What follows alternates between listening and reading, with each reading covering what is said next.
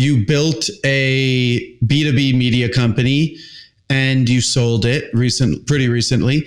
Maybe you could just start from the beginning. First, why did you start Mumbrella?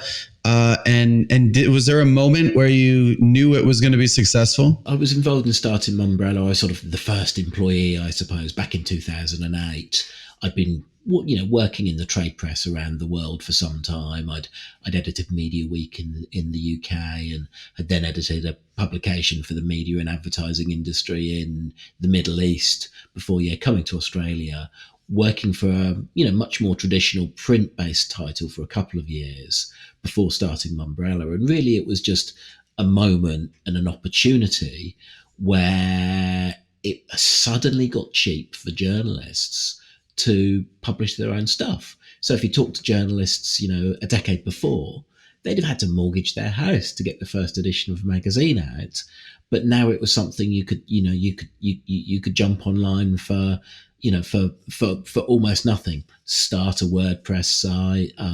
Email was just becoming cheap as well, so that sort of became a sort of extra sort of weapon. So it all kind of came through, and then tied in with social media being a way of transmitting the work that you were doing. It all came together. So it was the right moment to do something. So along with a couple of business partners, we started Mumbrella, which as you say, we sold back in 2017. We were I suppose relatively fortunate given that by then we were quite an events business, to be out before the pandemic switched off the events world. I'm sure one of the advice you would give is to hit when the pan's hot. The good times don't always remain. I think a lot of entrepreneurs don't realize that. What types of advice would you give people who are building B2B media brands? The one thing that's always struck me is when you talk to people and they tell you their plans, the ones where you get a bit of an inkling, I'm not sure about this. When you think about the common factor, it's where they're not thinking about their audience. They're thinking too much about just the business model or the advertiser customers or whatever it is. So it does feel to me that media and publishing is so much an audience first thing, even when it's not necessarily the audience who's funding it. So I suppose the one thing we always did was we never thought about what the end game was. And, I've since started my new thing, which is Unmade.media. And again, it's about the audience. It's you write for the audience, you serve for the audience, you try new things. And, we certainly tried a few things, with Mumbrella that didn't work, but we were always kind of striving to fulfill some sort of need or gap in understanding for our audience. So that I think is the single biggest thing you can do to succeed is offer some sort of, sounds really obvious, but some sort of service to your audience. And is that more, you say gap in understanding, that sort of like an editorial look? Is that more editorial, or is that more like how you market to your audience? How do you get them to click or get them to engage? Yeah, I suppose one of the natures of publishing these days is you need all of those things. So for me, the starting point, and this is probably because I'm a journalist by background, so that's where I come at it, is servicing your audience. Now, every journalist does that differently depending on who the audience is. I'm a specialist journalist in the B2B world that happens to be that interesting world of media and marketing.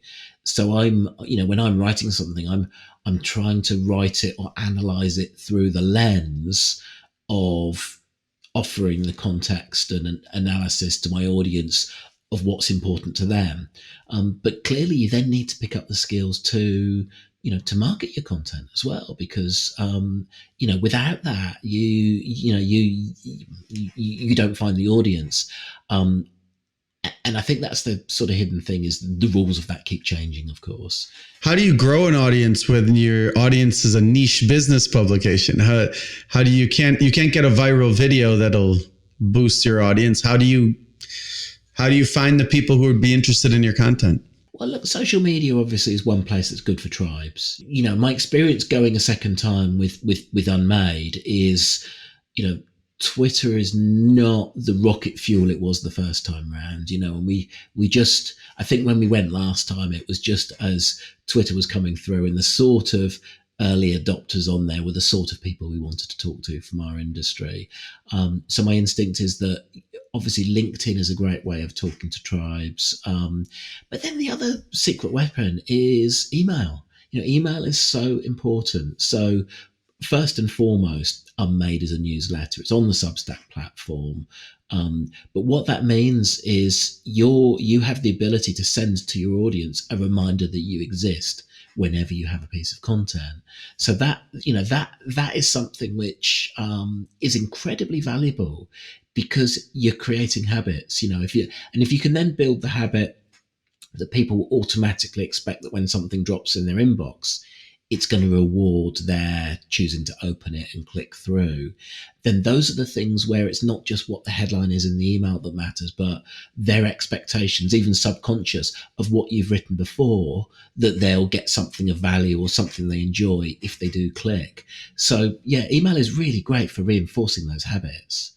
Yeah. What's the secret for, what have you found has been most successful in getting those types of people to share or engage with the content, right? Because they're more of a serious, they're not just sitting there on social media commenting. What types of stuff works to grow your audience through your audience? Yeah, look, the shareable stuff is not always the stuff you think, and it's very, very rarely the stuff that you've worked hardest on, I've realised. So sometimes, and sometimes where you can just underestimate is you'll make a point, or you'll write something which you'll feel is a bit obvious. You feel like you've said it before, but you cover the ground and you lay it all out, and then it just really seems to take off. So you'll suddenly see it being shared on social media or whatever it is. So I'm not sure there's one formula. And again, I guess my approach has always been quite slow and steady. So, I guess I've never really written for shareability. I've kind of, written for my existing audience and hope to slowly build through word of mouth. And then it's a bonus if every now and then something kind of really does take off. But I suspect that particularly when you're writing as a specialist journalist, it's actually quite it's probably quite self-defeating to write for the clicks, because of course if the substance isn't there as well, then the audience doesn't tend to keep coming back. When selling your the media brand, how what's kind of the process you go through when you're looking, that you have to decide if you want to sell, you have to actively start talking to people. How did that process play out? So this was a process which it took a long time, and we weren't certain of what the outcome would be. As I mentioned before, I had a couple of other business partners. One of whom I worked with in the business, and another one was, effectively a silent investor. And over the years, he hadn't had much of a return because we'd always tended to, reinvest what we brought into the business in growth. So it sort of became a point where it would be fair to find an exit for him. So that was where we kind of went into the process, and we actually brought in somebody who leads these processes to kind of guide us through it. And it was very much finding a way of telling our story. You need a vision for where you're going to go next, and then seeing who's out there. And then you realize that every conversation you have with every potential partner or acquirer or whatever it ends up being is different. And if it comes to the point where they put something on the table, they all structure it differently as well. So you have to think about what looks right for you and your life going forward. So as I say, I sold in the end of 2017, and I could have stayed. I was obliged to stay for 2 years, but I chose to stay for about 4 because it worked for me. I was the acquirers made it easy to stay longer, all of those things. So an awful lot is when someone sells is about what they, what they want from their life going forward.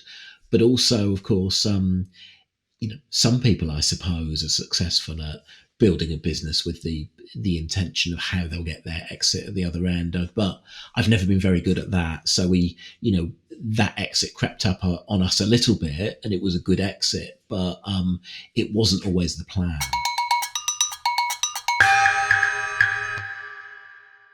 Please like and subscribe so the YouTube algorithm will show our videos to more people.